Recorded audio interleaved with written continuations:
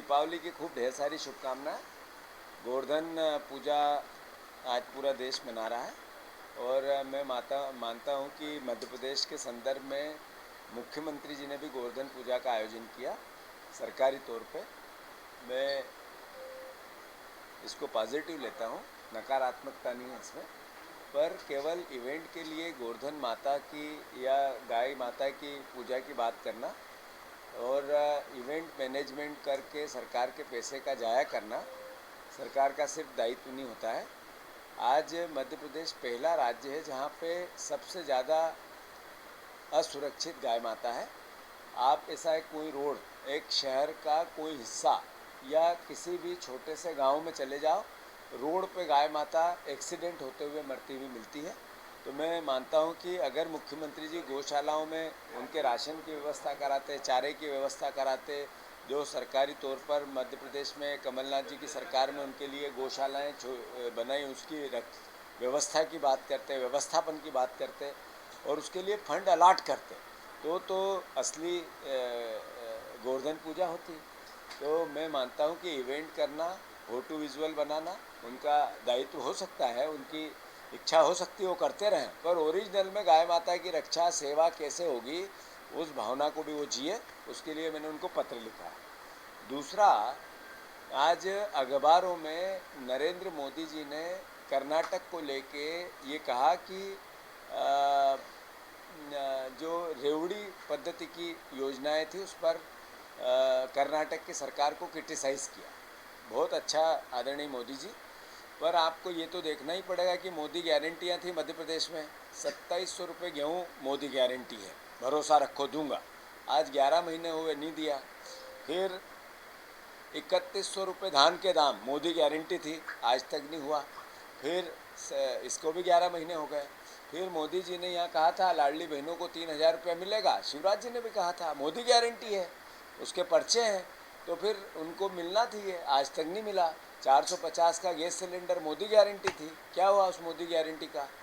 और ऐसे ही तमाम योजनाओं को लेके बातें की गई थी। 33 विभागों की योजनाएं बंद कर दी, जिसमें शिक्षा से जुड़ी हुई सारी योजनाएं, जिसमें लैपटॉप हुई, साइकिल हुई, जिसमें मेधावी छात्र हुए, ऐसी छात्रवृत्ति जो ST SC OBC की संदर्भित, उसमें भी कटौती कर दी गई।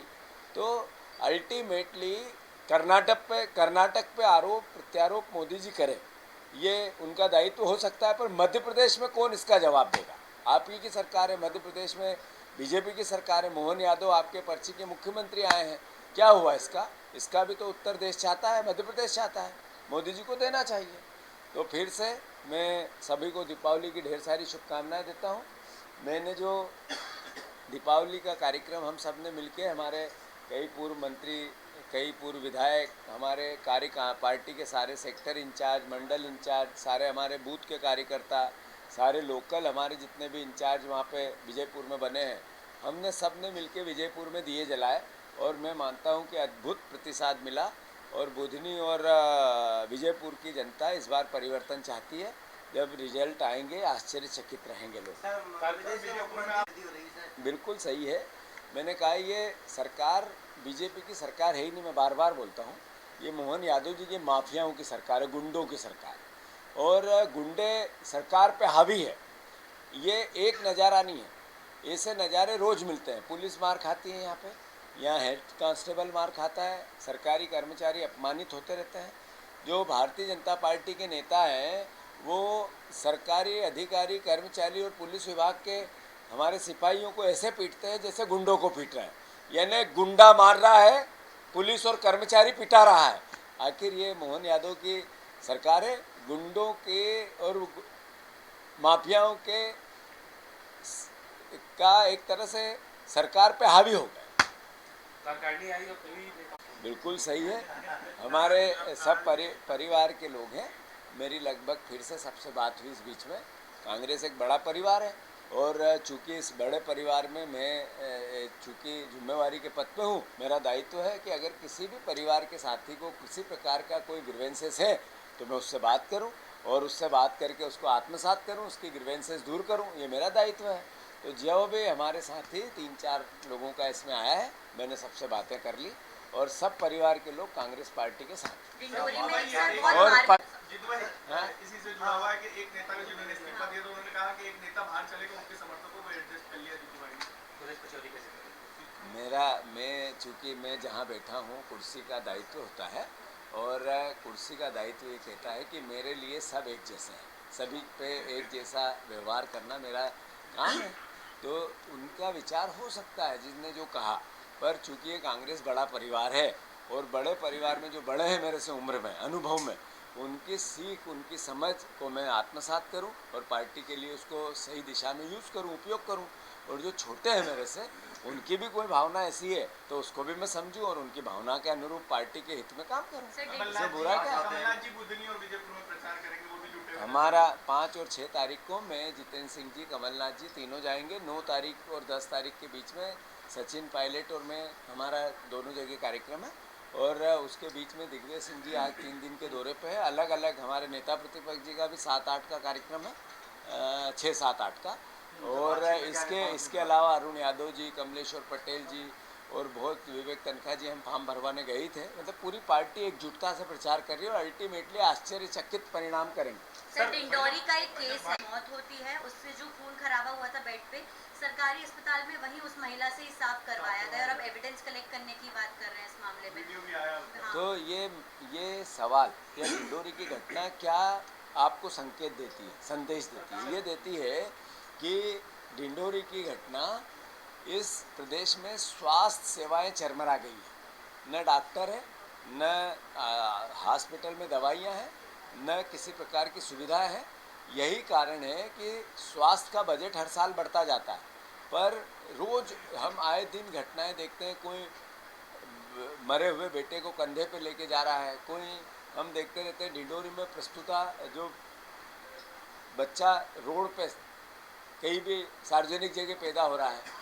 ये छोटी छोटी घटनाएं संकेत ये दे रही कि ये सरकार एक तरह से स्वास्थ्य विभाग निकम्मा है। और यही कारण है कि 11 जिलों में जो सरकारी हॉस्पिटल है प्राइवेट सेक्टर को दे रहे हैं, मेडिकल कॉलेज को दे रहे हैं। मतलब सरकारी व्यवस्थाओं को प्राइवेटाइजेशन स्वास्थ्य का कर रहे हैं। ये नहीं, सरकार का निकम्मापन है। ये बजट बढ़ाती जा रही है, ये कर्ज लेती जा रही है, स्वास्थ्य के नाम पे करप्शन करती जा रही है और प्राइवेट हॉस्पिटल को सरकारी हॉस्पिटल हैंडओवर कर रही है। तो इसका कांग्रेस पार्टी विरोध कर रही है। कि आप एक बात देखो कि मध्य प्रदेश की सरकार वन्य जीवों को लेकर कितनी, जैसे इंसानों की मौत मध्य प्रदेश के स्वास्थ्य विभाग में होती है, ऐसे ही वन विभाग का जो पूरा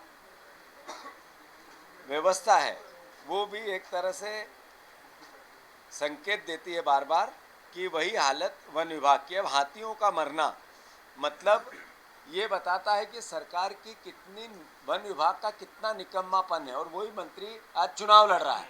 तो मध्य प्रदेश की जनता देखे कि चुनाव लड़ने में हाथियों की हत्या कर रहे हैं। इंसानों की हत्या करते करते हाथियों की हत्याएं सरकारी हो रही हैं।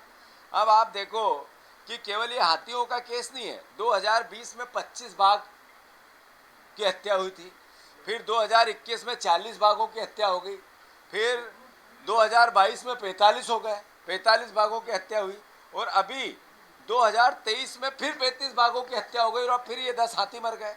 यानी वन्य जीवों को भी खतरा है सरकार से, इसकी व्यवस्था से। तो मैं मानता हूँ गोवर्धन पूजा करने वाले मुख्यमंत्री, अरे ये भी जीव है और सनातन धर्म में ये बताया गया है कि जीव मात्र की रक्षा करनी है और सरकार इसके लिए खर्च करती है, विभाग में व्यवस्थाएं बनती है। सिर्फ करप्शन की भेंट मत चढ़ाओ सरकार को, कुछ करो, इंसानों के लिए करो, जानवरों के लिए कुछ करो।